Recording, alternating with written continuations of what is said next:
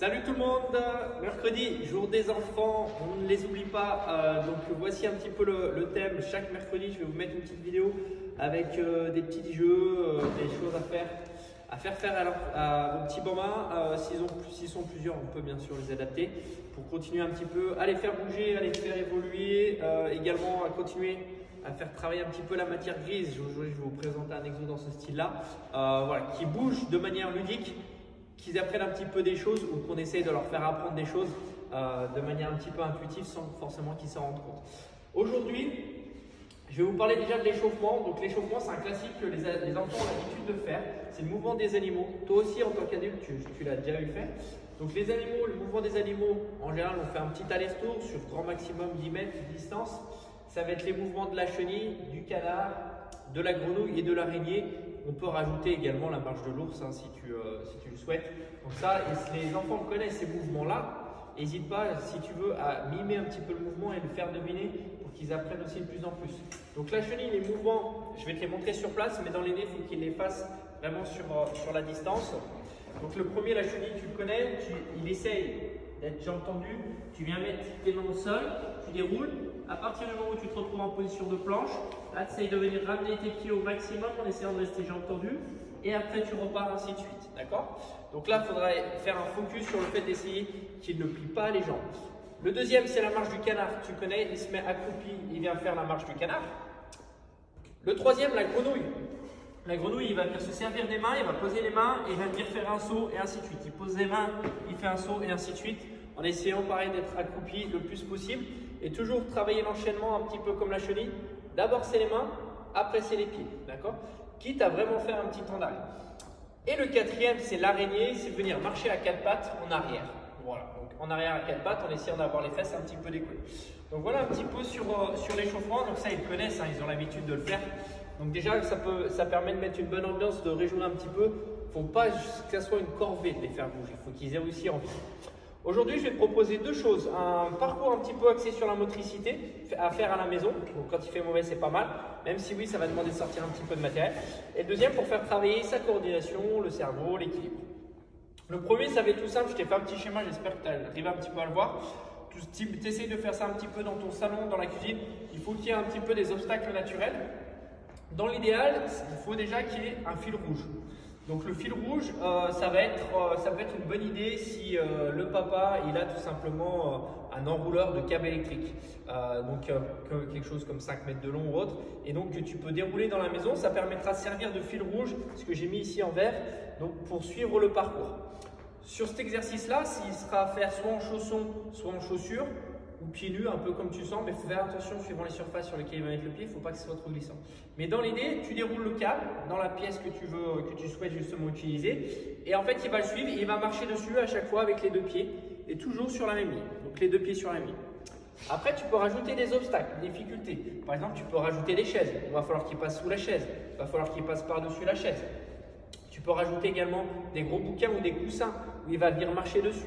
Dans l'idée, il faut toujours justement qu'il vienne un pied après l'autre. Il ne faut pas qu'il aille en marchant tranquille. Il faut vraiment qu'il suive le fil rouge et se forcer, même si le câble est petit, à avoir le pied dessus, même s'il va taper de chaque côté au sol, c'est pas grave, mais vraiment qu'il suive ce fil rouge.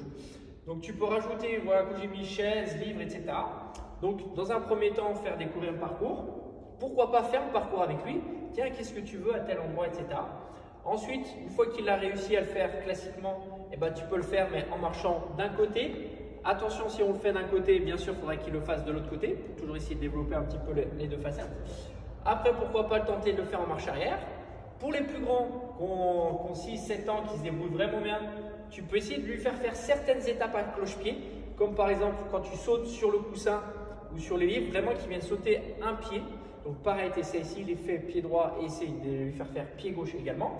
Et après, tu peux terminer sur un parcours un petit peu de rapidité parce qu'il va assimiler au fur et à mesure les différents obstacles, il va être de plus en plus à l'aise, mais il faut y aller justement crescendo. Ça peut durer bien facile 20 minutes. Donc n'hésite pas aussi à le faire avec lui. Donc ça va être le premier exercice, le premier jeu que je peux te proposer. Le deuxième, qui va être assez sympa pour travailler un petit peu sa coordination, sa mémoire, etc. Ça va être, on va dire, un entraînement un peu du cerveau.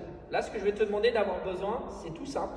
Ça va être une feuille, un stylo, et de quoi avoir de la musique. Donc le téléphone avec des enceintes. Ce que je vais te demander, c'est de régler la musique ou de trouver une musique qui est entre 100 et 120 BPM. Donc c'est en gros les battements par minute. Donc ça va être une cadence, une fréquence. Souvent, ça c'est utilisé pour les gens qui font de la course à pied. Aujourd'hui, je vais courir à 130, 140 BPM, etc. Et essayez de trouver des musiques pour enfants. Il y en a sur YouTube, etc. Même une musique du moment qu'il a l'habitude d'écouter, qui passe sur C8, W9, etc. Donc une musique qu'il a l'habitude. Et en fait, ça va être de se servir du tempo de cette musique-là. Avec la feuille, tu vas définir un symbole. Donc là, aujourd'hui, je te propose de définir un symbole, par exemple, comme l'étoile. Pourquoi? Parce qu'on va définir l'étoile, va nous servir de base par rapport à une gestuelle que l'on va avoir. Donc on va dessiner avec l'enfant l'étoile et essayer de lui faire comprendre que par rapport à la feuille, si on lui met une étoile complète, il faudrait qu'il fasse un mouvement. Si on lui met la moitié d'une étoile, ça sera un certain mouvement. Si on lui met l'autre moitié de l'étoile, ça sera un autre mouvement. Au début, on commence avec des mouvements très simples. On met un côté de l'étoile, par exemple le côté gauche de l'étoile, il faudra qu'il vienne taper sa main gauche sur sa cuisse. Si on met le côté droit de l'étoile, il faudra qu'il vienne taper ici. Si on met l'étoile complète, il faudra qu'il tape les deux mains en même temps. Donc ça, au début, tu peux le faire, tu lances la musique et tu peux faire avec lui. Bien sûr, il faut qu'il sache sa gauche, sa droite. Et tu le montes sur la feuille. Gauche, droite, et puis tu peux taper. Tape. Et en fait, c'est toi en tant que parent qui dois lui montrer le symbole qu'il doit faire. Donc au début, on peut y aller tranquille, mais tout en essayant d'être calé sur la musique juste pour faire le mouvement avec les bras. Tu vois que ton enfant se débrouille bien au bout de plusieurs passages, au bout d'une dizaine de passages, parce qu'il faut vraiment qu'après ça soit automatique. Tu peux rajouter une difficulté en le faisant marcher sur place. Donc tu vas le faire marcher sur place et là tu vas lui montrer. Côté droit, lui il faut toujours qu'il marche. Côté gauche, et il tape dans les mains. Donc tu peux rajouter voilà, ces difficultés-là, le fait de le faire marcher sur place. D'accord? Et après, si ça se passe bien, tu peux rajouter une petite difficulté en essayant d'aller de plus en plus vite. C'est qu'au début, tu vas lui montrer la feuille, tac, il va comprendre, il va taper. Et après, tu vas essayer d'aller de plus en plus vite. Main droite, main gauche, les deux mains, et ainsi de suite, pour qu'après, ce soit automatique. Et en fait, que lui soit vraiment concentré sur ta feuille et qu'inconsciemment aussi, il soit concentré sur la musique en marchant. D'accord? Et après, dans l'idée, l'idéal, c'est sur chaque pas, il fasse tout le temps un claquement avec les mains. Voilà. J'espère que ça sera concluant. N'hésitez pas aussi à être patient parce que surtout pour les petits aux alentours de 5 ans et moins, souvent on a un petit peu du mal. Et surtout, essayez vraiment de les inviter à préparer les exercices avec vous pour vraiment les stimuler un maximum. Je vous souhaite une belle journée. Ciao, bye.